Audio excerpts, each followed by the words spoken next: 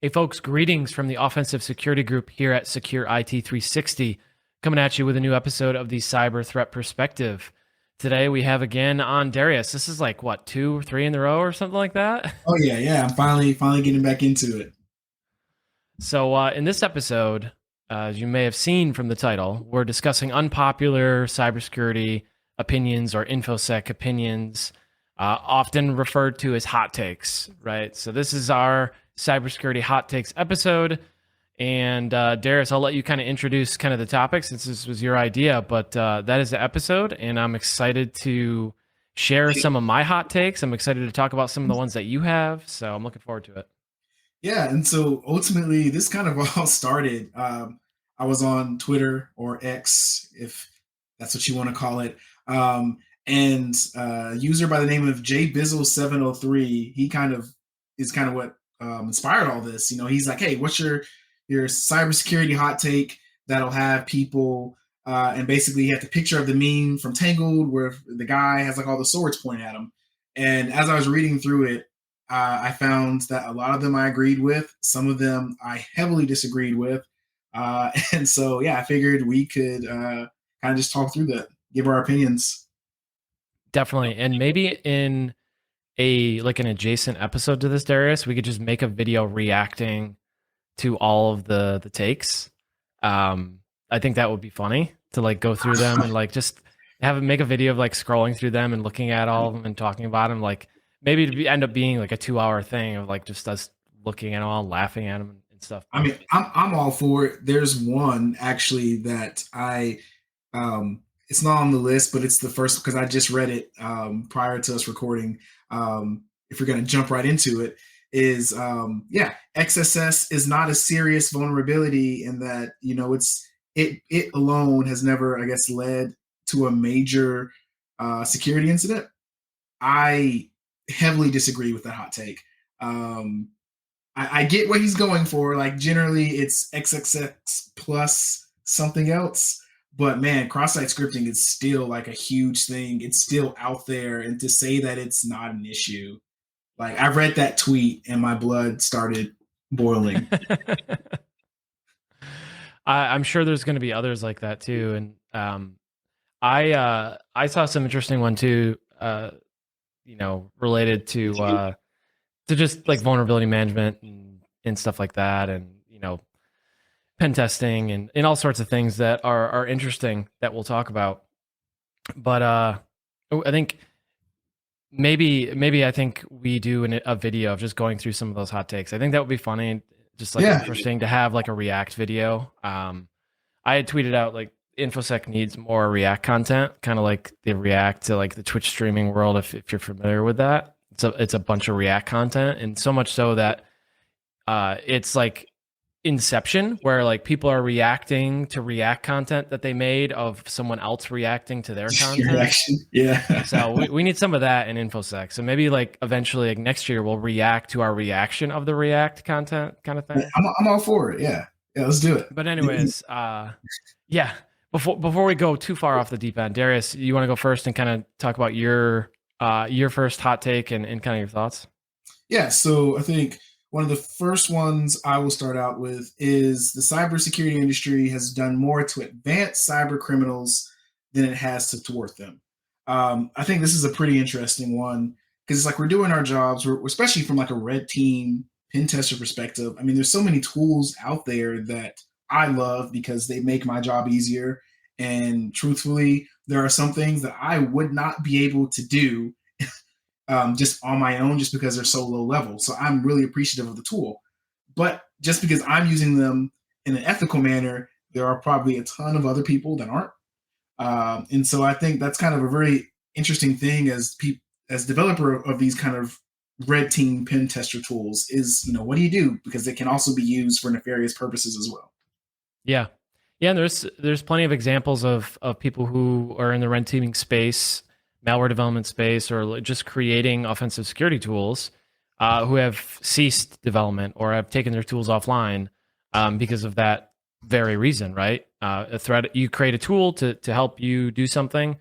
A real threat actor uses it to, attack a real organization and cause real harm. And it's a gut check. You're like, oh man, that really stinks. And this gets into the OST debate, which we still have to have guests on to kind of go through this OST debate. I think that's a good, worthwhile conversation as well. I do know there's people who are hardline on each side of the fence, right? I'm not exactly sure where I sit yet. So I guess that means I'm sitting on the fence. But I do know there's strong advocates for both sides of it, right? We can't do what we do to test the efficacy of security tools without a lot of the tooling that people have created, right? Pen testing, red teaming wouldn't exist as it is today without, people who created the tools that they did, PowerView and, Cobalt Strike, and, these things that have been around for a very long time and have helped kind of shape the industry. It would be interesting to see what it would look like without those tools, right? And without those capabilities. So that's a tough one for me. I don't know for me if that's something that I'm like in 100%. Like I agree with the sentiment that there has been a significant use of those tools to cause harm. I'm just not sure where I fall in that that argument yet. So I think one of an example that I have is, I don't know, did you ever use illicit search I've at never all? heard of it.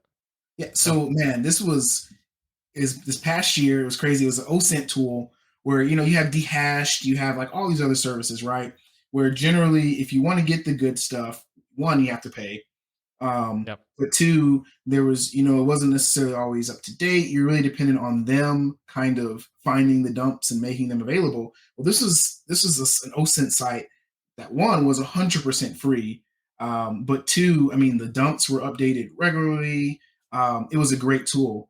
And then the creator of it, ultimately ended up shutting it down like a month ago because he was like, man, I just realized that, like, while professionals were using it and it was extremely helpful, so were a bunch of bad guys, Yep. and they ultimately made the decision to get rid of it, which kind of sucks Yep. because, man, it was a great Yeah. resource. Yeah, and a lot of the open source tools that have been made with the mission in mind to improve security. Right, PowerView was made because the authors saw that there was abuse of PowerShell and there was a lack of security features, a lack of mitigations for those threats.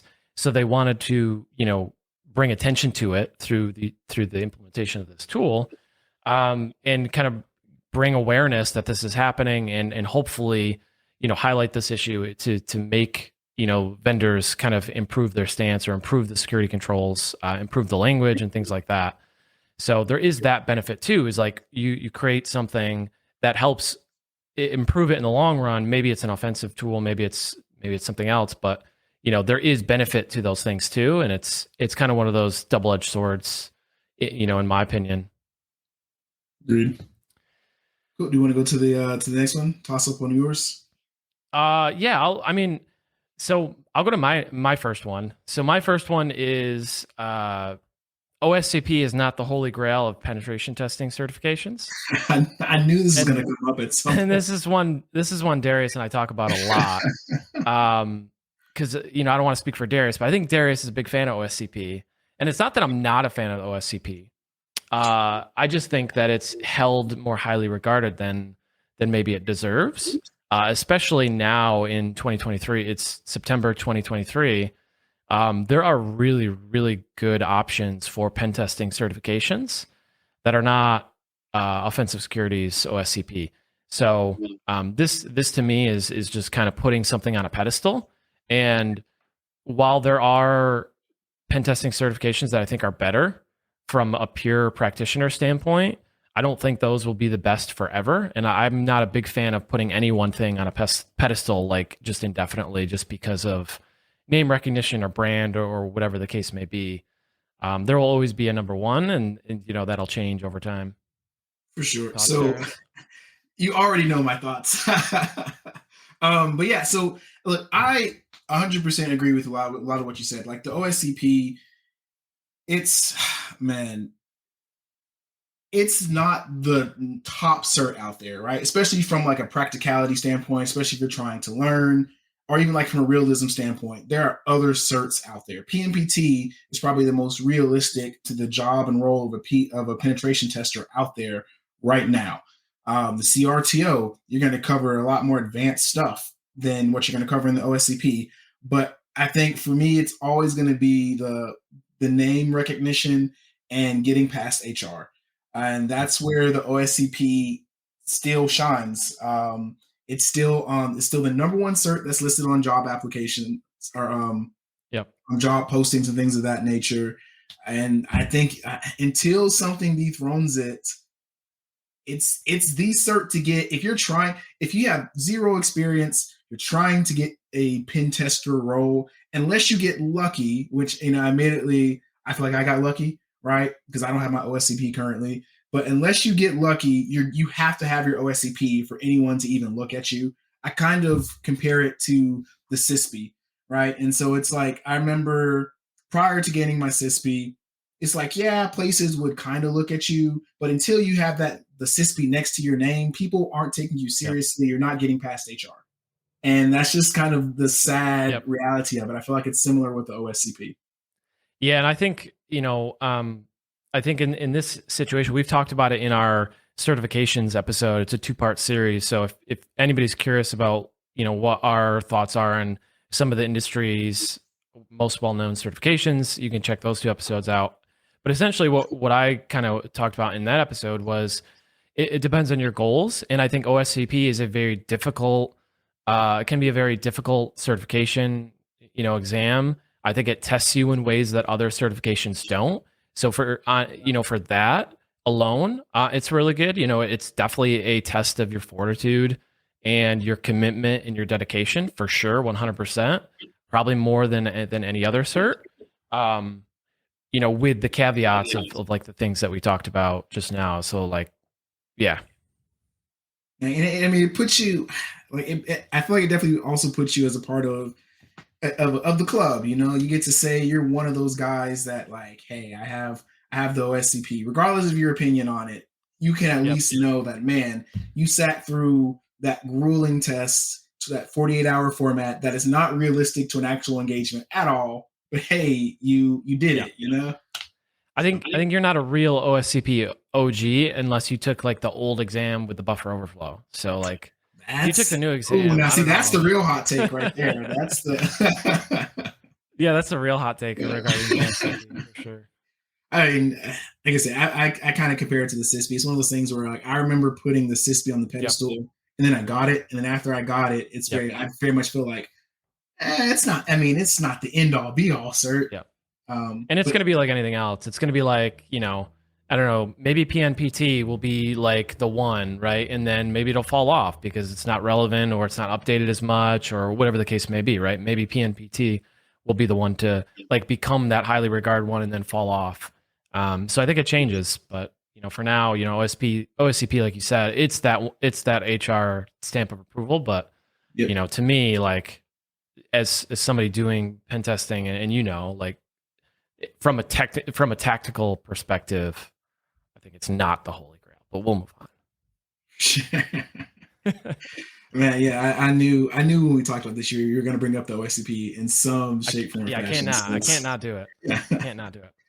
All right, so all right, my next hot take is let's go with this one says you deal a lot with this type of stuff, Spencer, so you may not agree, but I'm of the opinion in a lot of cases, Defender is enough, especially if you're using kind of a Defender for endpoint, so you're paying for like the version that's directly above it.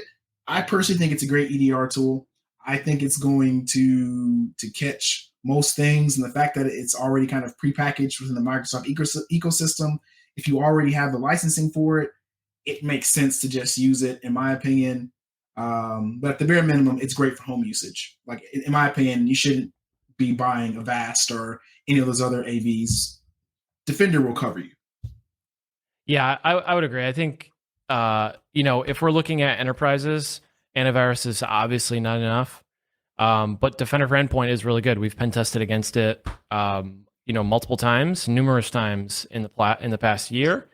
Unfortunately, it hasn't been as popular, it seems, as other EDRs. Cough, cough, CrowdStrike, which is just dominating the market right now.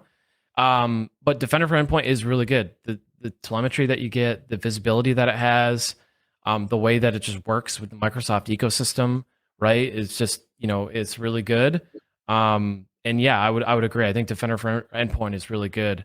And, for home usage, yeah, I would agree. I don't, I think we have it easy in that we're practitioners and we kind of know what you're up against from that sense. So I think, yeah, I would never pay for McAfee or Avast or Kaspersky or some other antivirus when Defender is going to get you most of the way there. So yeah, I agree. I think that one's not as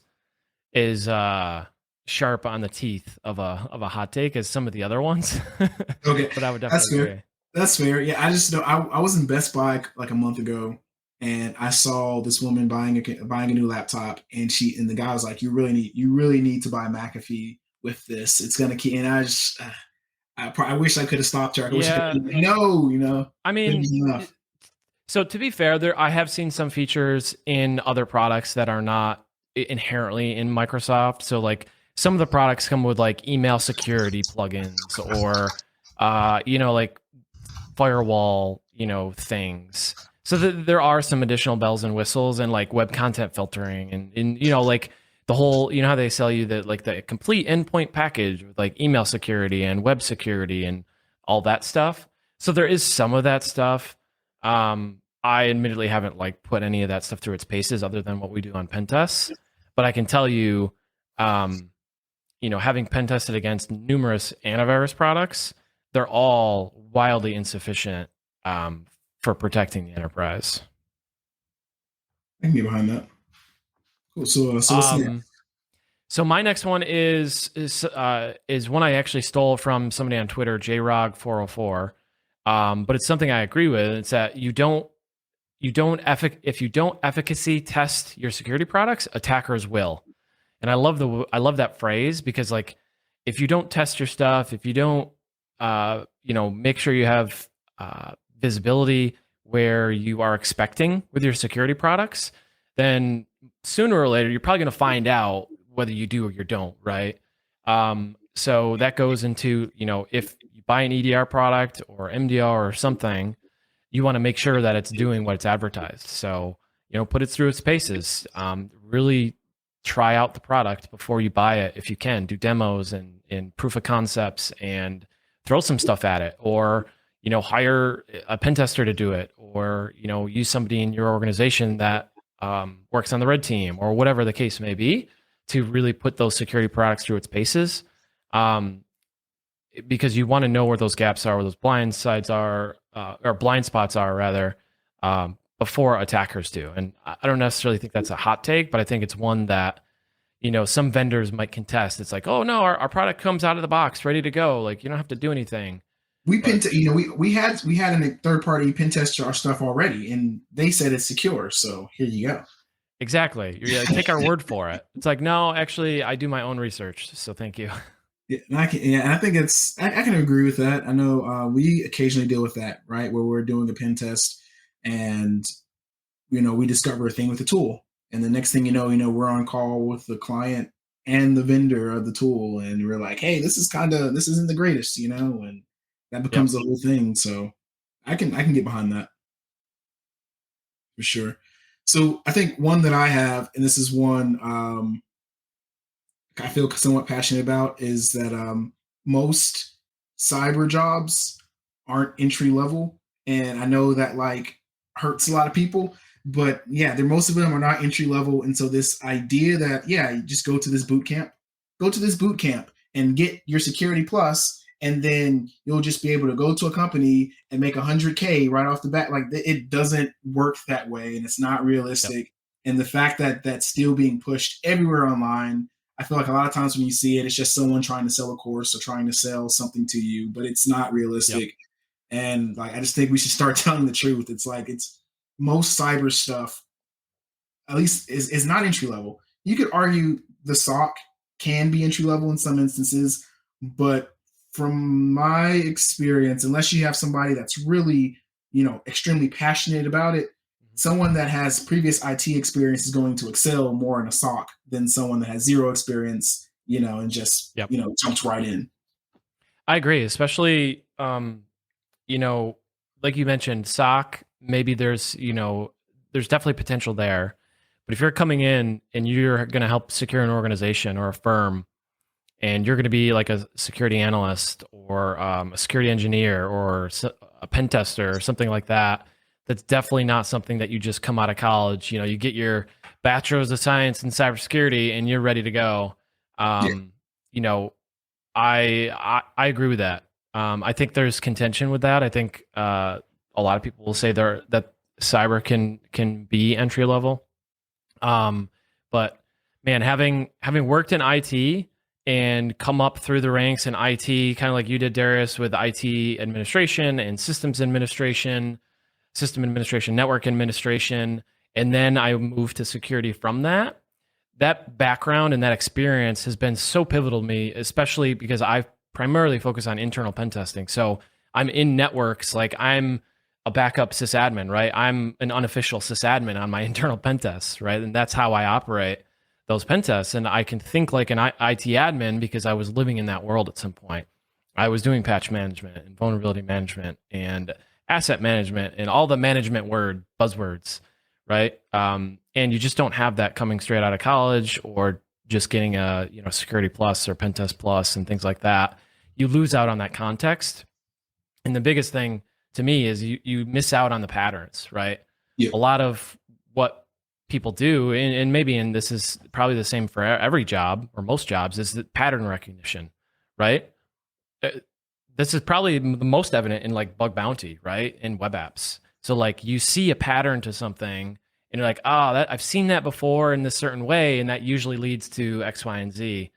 That to me is one of the biggest things, is like pattern recognition for knowing when to dig deeper and when not to, Yeah.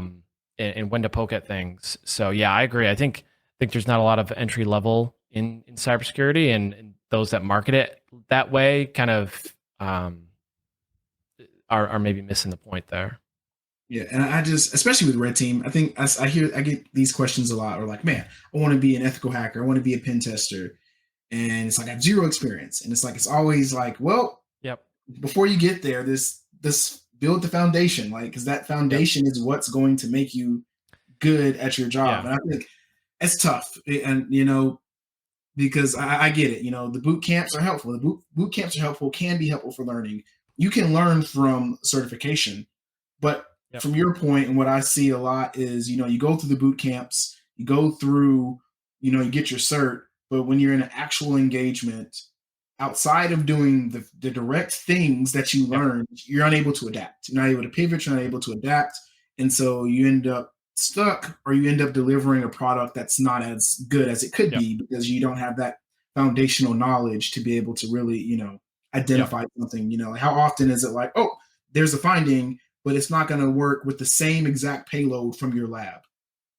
If you Yep. don't understand it, if you can't adapt it to the environment, it Yep. does you no good. So And there's a reason like those junior titles exist, those junior positions exist. I don't necessarily know if I like the title, but kind of the role that plays. And while we're at it, we might as well talk, if we're going to talk about entry level, we might as well talk about coding and, CTFs and stuff like that. Cause I think that falls into the same kind of hot take, is that CTFs are great, but I don't think they are a replacement for experience.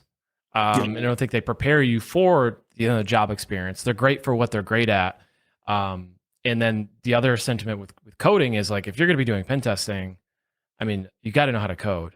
If you're going to be doing something technical in security, and I would even argue IT, code is the future, not the future. Like code is now. Like if you know how to code, you're definitely well positioned above your peers to be more effective, I feel like. yeah, agree. And I will say there are definitely non-technical cybersecurity jobs, right? So Yes. there's Yeah, that's why I prefaced, like, if you're in a technical role, you're pen testing, like if you're doing technical stuff or you're doing stuff in the cloud, like so much stuff is infrastructure as code now. Like it's so much of it relies on that, if you don't have that skill set, and you're in that role, you're at a disadvantage. For sure. And I won't. Anything So I else won't you say on wanted to this. say about I have a that? lot I could say. I have so much I could say about this, but I'll try not to take up too much time. But that's probably the one I feel like the most passionate about. Yeah. Um, let's see what else. One that I have is, if you're not able to remediate the findings, you're not ready for a penetration test. So we've seen, numerous times, and people have probably seen and heard this before, and maybe this has happened in your organizations, your firms, is that you have a pen test done, and then you have all these findings, and it's like bad, or maybe it's not, but you have two IT people, and you just can't fix everything, or you can't fix all the things that were addressed, or maybe you can't address them at all. And then you do a test the next year, and the same things show up, and then it happens again. It happens again. We've seen this, a few times before. It's like, if you're not able to remediate the findings, you need some help, you need some resources, you need to lobby for those things. But doing a pen test, if you're not able to remediate the findings or address them, is going to waste your money, waste your time. And just, I think it's not a good, valuable exercise, right? Yeah. So I agree, but at the same time, there's like an asterisk next to it, and I'll say that partially because it's like, man, pen test is how we get paid. But I can also agree with you in terms of like, man, I know there's a certain unfortunate feeling I get where it's like, okay, it's a new year and I'm testing a client again. And it's like, it's the same exact thing from last year. Yep. You definitely part of the process and the joy of being a pen tester is like, hey, I found these things, and being able to see companies remediate them, such like, man, you guys are like safer, and I got to play a role in that.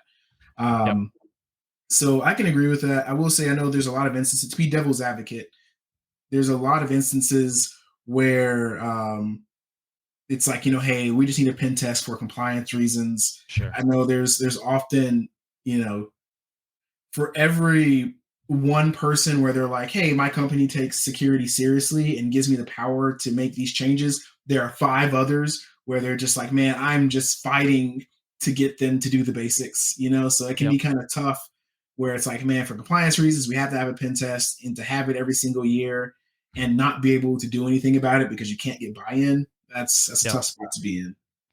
Yeah, for sure. There's obviously caveats with that, and that's understandable. Short, most IT most IT departments are short staffed. Like, they're under resourced, they're overburdened, um, and that's just the way it is. Coming up through IT, I didn't realize it in help desk. It then I got into kind of a more senior role, and I was like, wow, we need more people. We need less work to do for each person, and it's just the way IT is. It's a lack of resources and a lot of responsibility. For sure. What's your So, next so one, Darius? yeah, so I think this might be the last one for me, just looking at the time. But I would say is this kind of ties into this idea that, man, there are all these different security tools being pushed, and the reality of the matter is you probably don't need most of them. Proper lock down local admin rights, implement proper application controls, and outbound filtering on your network will solve and prevent the majority of Yeah. compromises and issues. And organizations won't do it, whether it's because, it'll impact the end users too much, or the effort it takes to do it right. And you don't really see vendors push for it because, well, why would I do that when I can sell you a solution that treats the symptom but not the problem? Yeah, exactly. And that's interesting because um, one of the vendors don't make as much money with that approach, right? And like, you were saying, it's kind of like the Pareto principle to me, right? Isn't that the principle is like 80% of the results come from Yep. 20% of the work, or whatever the Yep. The 80/20 phrase is, or rule. whatever? Yeah, Yeah, yeah, yeah. 80/20 rule. Like, yeah, I think most of the security and the hardening and the protection of your organization can come from just a handful of things, right? And the next whiz bang AI, ML, like, blinky box is not going to help you if you haven't addressed the basics, right? The foundational stuff. And that ties into the one that I wanted to talk about directly. It was like a lot, some organizations come to us and they're like, we want a red team. We just had a red team and, we want to do another red team. We just had this red team done and we want you to do this thing. And then you get talking with them and they're like, okay, cool. We start talking about the engagement and we're like, okay, tell us about your red team. Like, how did it work? How did it go? It's like, oh yeah, it was great. It's 3 days. It was great. They gave us a report at the end and we found all the vulnerabilities. I'm like, okay, not a red team. It's probably a vulnerability scan. There's a difference. And then, we talk about it, we educate the client and they're like, oh, okay. Yeah, that wasn't what we got. That, and their perception is off. So yeah, doing the foundational stuff, doing the basic stuff. A lot of organizations want to just jump to the next thing, the blinky box or like the super advanced technical thing, when, getting the basics right could be like 80% win for them. And it's crazy because a lot of times it's right out the box, right? Like ASR rules, super powerful, extremely powerful. How often do you see anybody actually implement them? Yeah. The test that I did against Defender, I didn't see it at all. So yeah, it's there. It'll solve the bulk of your problems. So, and then to your kind of point, like, having to explain red teaming and all that, I'm personally of the opinion red teaming, platform engineering, that's a new one. All this AI, all these buzzwords currently, yep. It's kind of BS a little bit. Not to say that they themselves are BS, but the industry hasn't really figured it out. Like the majority of the industry doesn't have it figured out. And I find that what happens a lot of times is some C-level executive read an article, talked to one of their buddies, or they got I don't want to. Are we allowed to use specific people or organizations or no? I would use generics. Generics. Okay. If you're gonna call out a vendor, like you can call out a vendor, like you can call out CrowdStrike all you want. Okay. I just personally think the Gartner reports, it's all just sales stuff. It's not really, it's sales stuff that goes to CEOs and they read them and then they're like, oh, I want this thing without fully understanding it. And they contribute a lot to these buzzwords and just kind of, once again, not solving the problem, treating the symptoms. Yep. That's just my personal. Yeah, and it's the same thing. It's the same thing like paying to be on a list of like top 100 employers in whatever town. It's like, well, you paid to be on the list, so okay. It's just there's a lot of that, and there's the buzzwords come from the marketing and wanting to spice things up because like asset management and vulnerability management and patching your stuff doesn't sound as interesting as some of the buzzwords like zero trust, framework mesh, blah blah blah. It doesn't sound as sexy and exciting, and so marketing relies on catching people's attention, and they have to spice it up, and then we fall into this trap of like, what does that even do? Like, what does that thing even mean? And that's how we fall into this trap. Yep, I agree wholeheartedly. Cool. So we're about out of time, but Darrius, anything else that you want to rant about? I mean, I can rant all day, but I'll spare the listeners. I guess really what I'll say is, man, I'm really interested in hearing if anyone else has any hot takes. If anyone agrees or disagrees with some of what I said, I would love to further the conversation for sure. Yeah, definitely. And if you enjoyed this episode, you have direct control. So just like refresh the page and keep like creating a view count for it over and over and over again, and we'll see like 100,000 views on this episode, and we'll know you like it, and we'll do more like this. Or refresh, go on YouTube and watch it and refresh a whole bunch of times, or click the like button, subscribe, all that cool stuff to follow the show, and that's how you can tell us that you like these episodes. So that's all the time we have for today. Again, if you enjoyed this episode, share it with your peers, share it on social media if you want. You can check us out at offsec.blog and at secureIT360.com, and we will see you next Wednesday.